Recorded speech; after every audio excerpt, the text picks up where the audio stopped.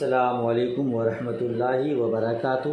میں محمد عظمت رضا رضوی نظامی استاد جامعۃ رضا فاطمۃ الزہرا ہوں۔ سورت گجرات درجہ فضیلت کو بخاری شریف کا درس دینے جا رہا ہوں۔ مولا کریم کی بارگاہ میں دعا ہے اپنے حبیب کریم کے صدقے ہم سب کو اعلیٰ ترین کا ذہن عطا فرمائے، قوت حافظہ میں اضافہ فرمائے، علم نافع عمل صالح عطا فرمائے، آمین ثم آمین۔ اللہ رب محمد صلی اللہ علیہ وسلم، نحن عباد محمد صلی اللہ علیہ وسلم۔ اللہم رب اشرح لی صدری ویسر لی امری واحلل عقدۃ من لسانی یفقہوا قولی۔ قالوا سبحانک لا علم لنا الا ما علمتنا انک انت العلیم الحکیم۔ اللہم رب یسر ولا تعسر وتمم بالخیر وبک نستعین یا فتاح یا فتاح یا فتاح۔ رب زدنی علما رب زدنی علما رب زدنی علما۔ اللہم افتح علینا حکمتک ونشر علینا رحمتک یا ذا الجلال والاکرام۔ بسم اللہ الرحمن الرحیم۔ باب حفظ العلم۔ حدثنا عبد العزيز بن عبد الله قال حدثني مالك عن ابن شهاب عن الأعرج عن أبي هريرة قال إن الناس يقولون أكثر أبو هريرة ولولا آيتان في كتاب الله ما حدثت حديثا ثم يتلو إن الذين يكتمون ما أنزلنا من البينات والهدى إلى قوله الرحيم إن إخواننا من المهاجرين كان يشغلهم السفق بالأسواق وإن إخواننا من الأنصار كان يشغلهم العمل في أموالهم وإن أبا هريرة كان يلزم رسول الله صلى الله عليه وسلم بشبع بطنه ويحضر ما لا يحضرون ويحفظ ما لا يحفظون۔ ترجمہ دیکھیے، باب حفظ العلم، علم کا یاد رکھنا، حفظ کرنا۔ حضرت اعرج رضی اللہ تعالیٰ عنہ فرماتے ہیں، انہوں نے ابو ہریرہ رضی اللہ تعالیٰ عنہ سے کہا کہ لوگ کہتے ہیں کہ ابو ہریرہ نے بہت زیادہ احادیث روایت کی۔ فرمایا اگر کتاب اللہ میں یہ دو آیتیں نہ ہوتی تو میں کوئی حدیث بیان نہ کرتا۔ پھر آپ یہ آیت پڑھے، جو لوگ ہماری نازل کی ہوئی کھلی ہوئی باتوں اور ہدایات کو چھپاتے ہیں، ہے نا، تو انا التواب الرحیم الرحیم تک پڑھا۔ ہمارے مہاجر بھائی تو بازار میں خرید و فروخت میں الجھے رہتے اور انصار بھائی کھیتی باڑی کے کام میں لگے رہتے، اور بے شک ابو ہریرہ پیٹ بھر مل جانے کے بعد رسول اللہ صلی اللہ تعالی علیہ وسلم کے یہاں حاضر رہتا، اور ایسے موقعوں پر حاضر رہتا جہاں یہ لوگ نہ ہوتے، اور وہ باتیں یاد رکھتا جسے یہ یاد نہ رکھتے۔ کیا مطلب حدیث مبارک کا؟ سنیے گا۔ اس سے پہلے آپ نے پڑھا کہ جو میری طرف جھوٹ باندھے اللہ چاہیے کہ وہ اپنا ٹھکانہ دوزخ میں بنا لے۔ اب صحابہ کرام میں چیمی گوئیاں ہونے لگی کہ ابو ہریرہ بہت زیادہ روایت پیش کرتے ہیں، ایسا نہ ہو کہ وہ روایات پیش کرنے میں کچھ غلطی کر جائیں اور ان کا ٹھکانہ معاذ اللہ جہنم ہو، ہے نا، کیونکہ جو زیادہ بولے گا اس سے کچھ غلطی ہو بھی سکتی ہے۔ تو اس طرح کی باتیں ہونے لگی تو حضرت ابو ہریرہ رضی اللہ تعالی عنہ نے یہ روایت پیش کی۔ آپ کو یاد ہوگا کہ حضرت ابو ہریرہ رضی اللہ تعالی عنہ سے سب سے زیادہ احادیث مروی ہیں، ان سے 5300 احادیث مروی ہیں۔ کتنے؟ 5300 احادیث مروی ہیں۔ ان کی روایت کی کثرت پر لوگوں نے طعنہ کیا کہ مہاجرین و انصار بھی اتنی حدیثیں نہیں بیان کرتے؟ اس پر ابو ہریرہ نے فرمایا کہ اگر قرآن پاک میں یہ دونوں آیتیں نہ ہوتی تو میں ایک بھی حدیث بیان نہ کرتا۔ وہ دونوں آیت سنیے، سورہ بقرہ ہے، آیت نمبر 159 اور 160 ہے۔ رب قدیر کا ارشاد عالی شان ہے، ان الذین یکتمون ما انزلنا من البینات والہدی من بعد ما بیناہ للناس فی الکتاب اولئک یلعنهم اللہ ویلعنهم اللاعنون الا الذین تابوا واصلحوا وبینوا فاولئک اتوب علیہم وانا التواب الرحیم، جس کا معنی ہے جو لوگ ہماری اتاری ہوئی روشن باتوں اور ہدایت کو چھپاتے ہیں، اس کے بعد ہم نے اسے لوگوں کے لیے کتاب میں واضح فرما دی، ان پر اللہ لعنت کرتا ہے اور لعنت کرنے والے لعنت کرتے ہیں، مگر جو توبہ کریں اور سنواریں اور بیان کریں ان کی توبہ قبول فرماؤں گا، میں ہی بہت توبہ قبول کرنے والا ہوں۔ تو آپ فرماتے ہیں اگر یہ دونوں آیتیں نہ ہوتی تو میں ایک حدیث بھی بیان نہ کرتا۔ اللہ تبارک و تعالیٰ سے ایک دن ملنے کا وعدہ ہے، میری کثرت حدیث کی وجہ یہ ہے کہ اور صحابہ کرام اپنے اپنے کاموں میں رہتے، فرصت کے وقت حاضر خدمت ہوتے، اسی لیے ان کو ارشادات کو سننے اور حالات کے دیکھنے کا کم موقع ملتا، اور میں ہر وقت خدمت اقدس میں حاضر رہتا، نہ اچھا کھاتا نہ اچھا پہنتا، جو مل جاتا کھا لیتا ورنہ صبر کرتا، اس لیے مجھے حدیثیں یاد کرنے کا سب سے زیادہ موقع ملا، ٹھیک ہے، اور حدیث چھپانا بھی حرام ہے۔ تو کہتے ہیں کہ میں سب سے زیادہ حدیث معلوم کرتا، میں محفوظ کرتا، اور اس کے علاوہ حضور نے میرا حافظہ بھی بہت قوی کر دیا تھا، جو سنتا یاد رکھ لیتا کبھی نہ بھولتا۔ حضرت ابو ہریرہ کے استدلال نے بتا دیا جیسے قرآن مجید کا چھپانا گناہ حرام ہے، اسی طرح احادیث کا بھی، اور جیسے قرآن واجب الاعتقاد والعمل ہے، اسی طرح احادیث بھی واجب الاعتقاد والعمل ہونے میں مساوی درجہ رکھتا ہے، برابری کا درجہ رکھتا ہے۔ تو حضرت ابو ہریرہ کے بیان کا مقصد یہ ہے کہ جب میں زیادہ احادیث محفوظ کرتا ہوں، یاد کرتا ہوں، تو میں ہی زیادہ روایت کروں گا، اسی لیے میں روایات زیادہ کرتا ہوں، کیونکہ حدیث چھپانا بھی حرام ہے۔ تو یہ شرف چونکہ مجھے حاصل تھا، اسی لیے لوگ مجھ پر طعنہ نہ دیں کہ انصار و مہاجرین تو زیادہ روایت نہیں کرتے ہیں اور ابو ہریرہ بکثرت روایات پیش کرتے ہیں۔ یہ آپ نے وجہ بتایا۔ اگلی حدیث دیکھیے، حضرت ابو ہریرہ رضی اللہ تعالیٰ عنہ کو میرے آقا نبی مکرم صلی اللہ تعالیٰ علیہ وسلم نے کن نعمتوں سے نوازا، اور اس سے آپ اختیارات مصطفیٰ صلی اللہ تعالیٰ علیہ وسلم کا بھی بخوبی اندازہ لگا سکتے ہیں۔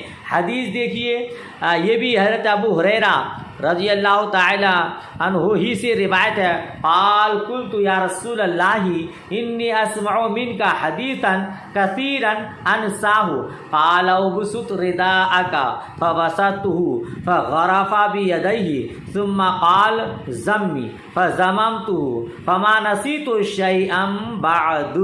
حضرت ابو ہریرہ رضی اللہ تعالیٰ عنہ کا بیان ہے، میں نے عرض کیا یا رسول اللہ صلی اللہ تعالیٰ علیہ وسلم، میں آپ سے بہت سی حدیثیں سنتا ہوں پھر بھول جاتا ہوں۔ فرمایا اپنی چادر پھیلا، میں نے پھیلائی تو حضور نے اپنے دونوں ہاتھوں کو چلو کی طرح بنا کر اس میں کچھ ڈالا، پھر فرمایا سمیٹ کر اپنے سینے سے لگا لے۔ میں نے ایسا ہی کیا، اس کے بعد کبھی نہیں بھولا۔ سبحان اللہ سبحان اللہ، یہ اختیارات مصطفیٰ نہیں ہے تو اور کیا ہے۔ حضرت ابو ہریرہ رضی اللہ تعالی عنہ نے اپنے حافظہ کی کمزوری کی شکایت کی، مصطفیٰ کریم نے فرمایا چادر پھیلاؤ، آپ نے چادر پھیلائی، مصطفیٰ کریم صلی اللہ تعالی علیہ وسلم آسمان کی طرف دونوں ہاتھوں کو چلو کی طرح لے گیا اور پھر لا کر کے ان کے چادر میں ڈال دیا اور پھر فرمایا اس کو سمیٹ لو، اپنے سینے سے لگا لو۔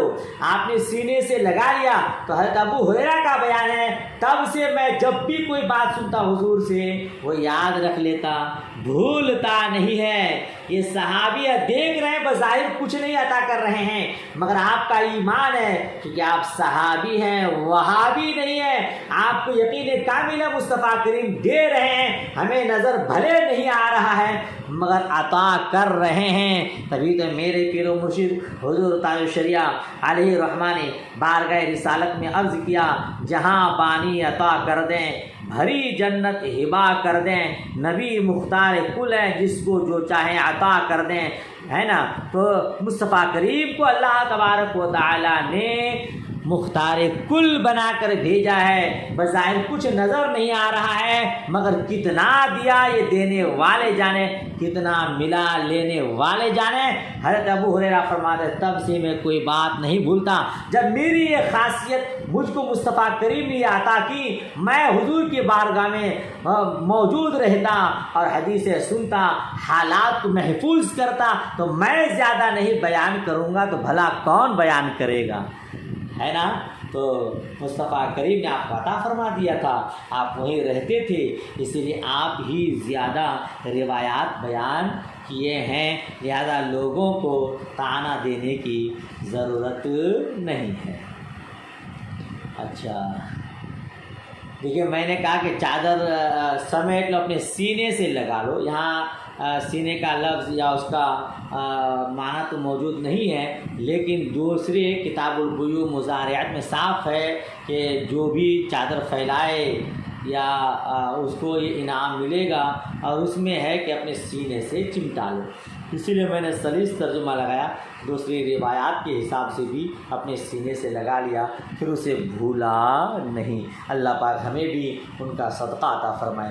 اگلی حدیث دیکھیے، حدثنا ابراہیم ابن منذر قال حدثنا ابن ابی فدیک بہذا وقال فغرف بیدہ فی، اس میں غرفہ کا غرفہ کا لفظ اس میں ضمی ہے، اس میں غرفہ ہے کہ حضور نے اپنے دونوں ہاتھوں کو کیا کر دی، نہیں یہاں پہ فغرفہ بیدیہ ہے نا، اور اس روایت میں حضرت فدیک کی روایت میں فغرفہ بیدہ فیہ ہے، اپنے دونوں ہاتھوں کو چلو بنا کر کے اس میں ڈالا۔ اگلی روایت دیکھیے،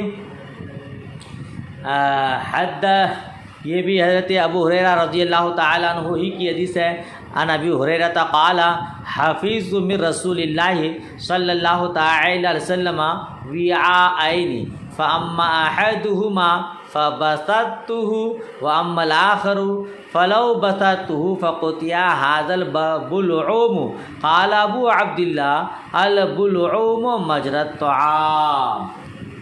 ہاں اس کا بھی ترجمہ دیکھ لیجئے۔ حضرت ابو ہریرہ رضی اللہ تعالی عنہ نے فرمایا، میں نے رسول اللہ صلی اللہ تعالی علیہ وسلم سے علم کے 2 برتن یاد کیے، وعاء 2 برتن، ایک تو پھیلا دیا، دوسرے کو پھیلاؤں تو یہ نر خرا کاٹ دیا جائے۔ اللہ اکبر۔ دیکھیے تو حضرت ابو ہریرہ فرماتے حضور سے میں نے 2 طرح کی حدیثیں حاصل کی، 2 برتن حدیثیں حاصل کی۔ 2 برتن حدیثیں مطلب 2 طرح کی حدیثیں، ایک عقائد اور احکام جن کو میں نے پھیلا دیا، اور دوسری قسم سے مراد فتن ہے، فتنے کی احادیث ہیں جن میں ظالم حکمراں کے نام اور اس کے کالے کرتوت مذکور تھے۔ یزید اور عبد الملک کے مظالم سے جو واقف ہے وہ حضرت ابو ہریرہ رضی اللہ تعالی عنہ کے اس اندیشے کو بخوبی سمجھ سکتا ہے، ٹھیک ہے۔ تو آپ نے فرمایا کہ میں 2 طرح کی حدیثیں یاد کیا، ایک عقائد اور احکام کے متعلق، ایک فتنوں کے متعلق۔ دو برتن سے یہ بھی مراد ہو سکتا ہے کہ میں نے اتنی حدیثیں یاد کی ہیں کہ اگر اس کو لکھواؤں تو 2 برتن بھر جائیں گے، یہ بھی مراد ہو سکتا ہے، یا یہ کہ میں نے لکھوایا تو 2 برتن بھر گئے۔ بہرحال سب سے صحیح ہے کہ 2 طرح کی حدیثیں یاد کی، ایک عقائد اور احکام کے متعلق اس کو میں نے پھیلا دیا، اور ایک ظالم بادشاہوں کے متعلق اس کو میں اگر پھیلاؤں تو میرے حلقوم، بلعوم کا معنی حلقوم ہے، لیکن یہاں امام بخاری علیہ رحمان اس کی تشریح فرمائے مجرا طعام، کھانا گزرنے کی جگہ، تو وہ بلعوم ہی ہے نا۔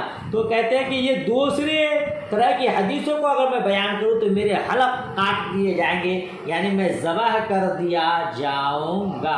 اسی ڈر سے میں نے دوسری حدیثوں کو بیان نہیں کیا۔ وہ دوسری حدیثیں کیا تھیں؟ حضرت ابو ہریرہ رضی اللہ تعالیٰ عنہ ان حدیثوں کو بھی بیان نہیں کیا، اور آپ اس زمانے کے اندیشے سے ہمیشہ ڈرتے رہتے اور رب کی بارگاہ میں دعا بھی کرتے رہتے۔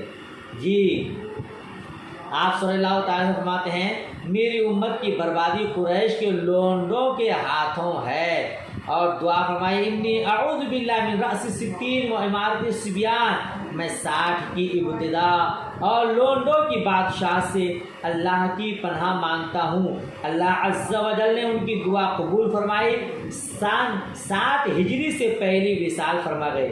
یہ یزید پلید کی ظالمانہ حکومت کی طرف اشارہ ہے، بلکہ ایک دفعہ فرمایا اگر میں چاہوں تو ان کے نام بتا دوں، ٹھیک ہے، مگر آپ نے ان کو بتایا نہیں۔ ان سے کیا معلوم ہوا کہ حضرت ابو ہریرہ کو بھی حضرت صلی اللہ تعالی وسلم نے علم غیب عطا فرمایا تھا، اور یہ بھی ثابت ہوا کہ ایسے علوم جن کا اعتقاد اور عمل سے تعلق نہ ہو ان کے بیان کرنے میں عزت و آبرو کا خطرہ ہو تو انہیں نہ بیان کرنے میں کوئی حرج نہیں ہے۔ آپ مسئلہ ظاہر طور پر جانتے ہیں کہ گاؤں دیہات میں عید ہے اور جمعہ نہیں ہے، لیکن برس ہمارے دادا پر دادا نہ جانے کب سے جمعہ قائم ہے، عیدین ہوتی ہیں۔ اب اگر ہم یہ مسئلہ گاؤں دیہات میں جائیں گے بتانے کے لیے تو عزت کو خطرہ ہے، لوگ نہ جانے کیسی کیسی باتیں کریں گے، زمانہ گزر گیا کسی نے نہیں روکا، یہ کون سے عالم آ گئے جس طرح کے مسائل بتاتے ہیں، لہذا ایسے مسائل نہ بتانے میں حرج نہیں ہے، بلکہ اس سے بچے رہنے ہی میں عزت ہے، عافیت ہے۔ سمجھ شریف میں بات آ رہی ہے، اسی لیے حضرت ابو ہریرہ نے دوسری طرح کی حدیثوں کو بیان نہیں فرمایا۔ اگلا باب دیکھیے، باب الانصات للعلماء، کیا لکھا ہے؟ باب الانصات للعلماء، علماء کے روبرو خاموش رہنا۔